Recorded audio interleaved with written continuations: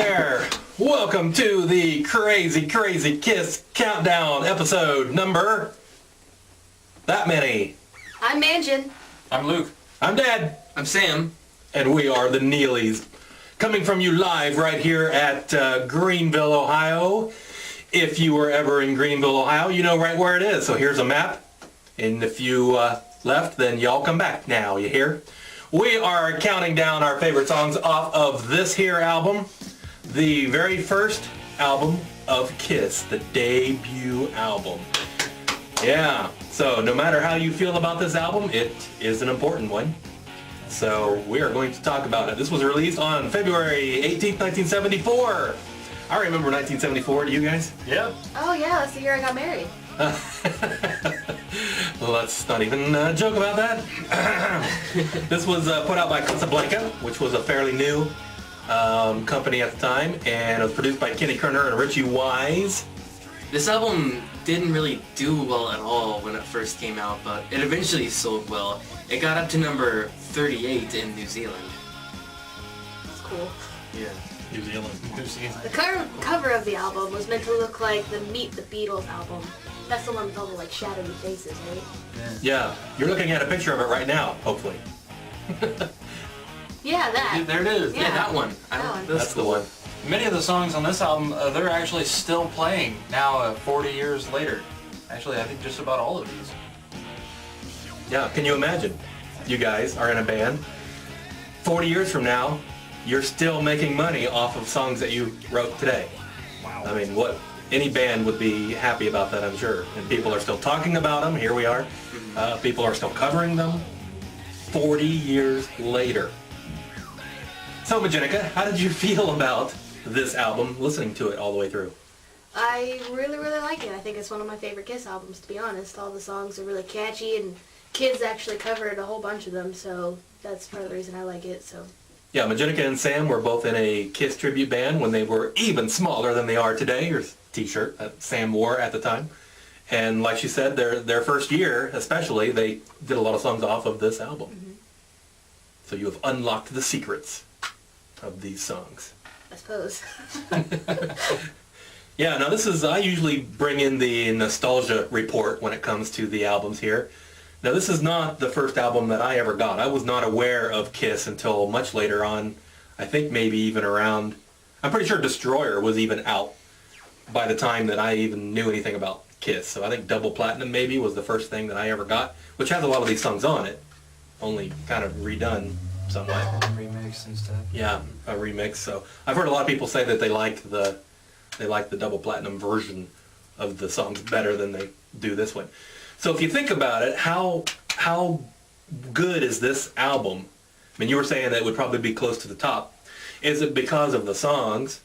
Because the songs are so iconic and famous now, or is it because of the album? If you never had ever heard of KISS at all, never heard a song, and somebody said, "Hey, take this home and listen to it," do you think you'd still like it? Probably. I would think it was at least decent if I'd never heard KISS, and that was the first thing I heard. Yeah, I don't know if I'd like it like as well as I do right now, but... Yeah. From a KISS fan standpoint, yeah, this album would probably be up there, because we do know the songs and everything, where they came from. So, Luke, what did you think about this album?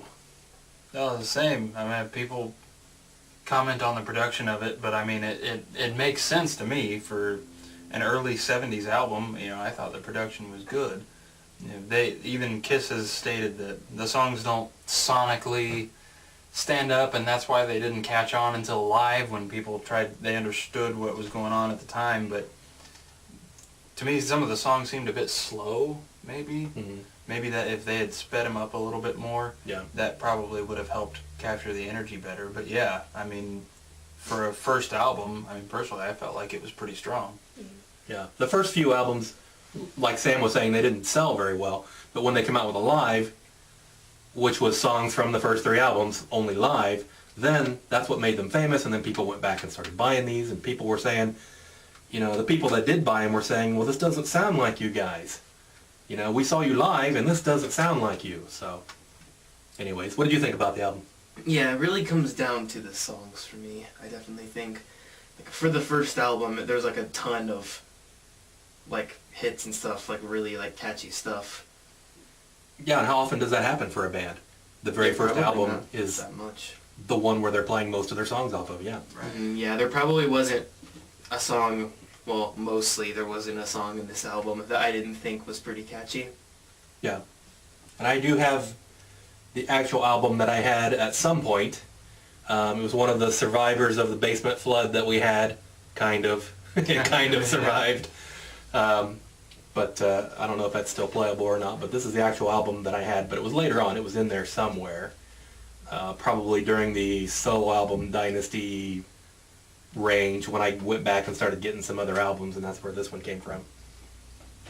Alrighty, so we listened to this album and voted on our favorite songs from it in 3D. Amazing technology. Oh my gosh. The song that came in third place when we tallied up all the scores, what do you think it was? 100,000 Years, third place. Yeah. Yay! Paul Stanley and Gene Simmons wrote that one. We gave it a 33 out of 45, was pretty good. And the lead singer on 100,000 Years was Paul. That song, I've heard other people's reviews, and a lot of people put that as the #1 song on this album. I'm not that crazy about it. Now, Alive, I think 100,000 Years is great. Different. Let's see. The lyrics to the song, based on one of Gene's fantasy stories that he made up, and Paul Stanley wasn't very sure whether he was like, what the heck are you talking about, from what I've heard. And they went ahead and wrote it anyways, and turned it into this big classic song that they still do. Savannah, Luke's girlfriend, had this song numbered at #1, like a lot of people online that I've seen. The lowest rating was me. I had it at #6. I had all the best ones in there, but I had that one down. Yeah, I'm going to be the low man today, I can tell you right now. Jeez. But there's so many good songs on that album that, anything within the top 7 are still really good. 7 or 8. So let's put a third place sticker for Paul. Paul's always getting the stickers. Let's see if that holds true today. Here's the third place sticker. On the board. Yeah. In second place is Deuce. Woo! It was written by Gene Simmons, also sang by him. Our score was 36 out of 45, and Ace has actually many times claimed that this was his favorite Kiss song, and it was also the one that he auditioned for. He played along with it. Oh. I didn't know that. Its highest rating was given by Majenica at #1, Because it's my song. and the lowest rating was Luke at #4. Jeez, what are you even thinking? Yeah, I've heard that the story that Ace came walking in for the audition, blew past everybody that was sitting there waiting their turn, including Bob Kulick was sitting there. He was brother. being auditioned at the time. Yeah. Oh, he was the one that was being auditioned. Okay, so Yeah. Bruce Kulick's brother. And Ace came in there with his mismatched shoes, and they said, we're going to play a song, you play along with it. And it was Deuce.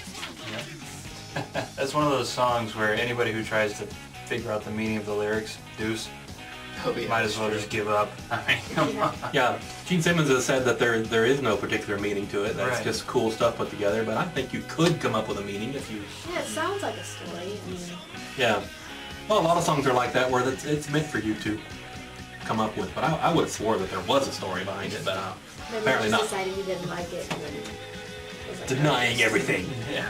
I also like watching that song being played live by With the Kiss because dance. of all the different Yeah. kind of moves that they have set for That's each like- part. That's like a really good song to have a dance for, because it's kind of like, it's so rock and roll, but it's kind of like a little upbeat and a little more fast than some of the other ones on the Yeah, it's album. very iconic. It's like they know what's Yeah. coming every time they play a song. They know they're gonna do that. And they Yeah. played it on Alive 3. And they start the show with Creatures of the Night and went right into Deuce, and it made sense. It sounded similar, that's saying something, because how far apart were those songs? Yeah, long ways. I Yeah. never even thought about that. They're in different keys, though. Well, yeah. But I mean, it worked. Huh.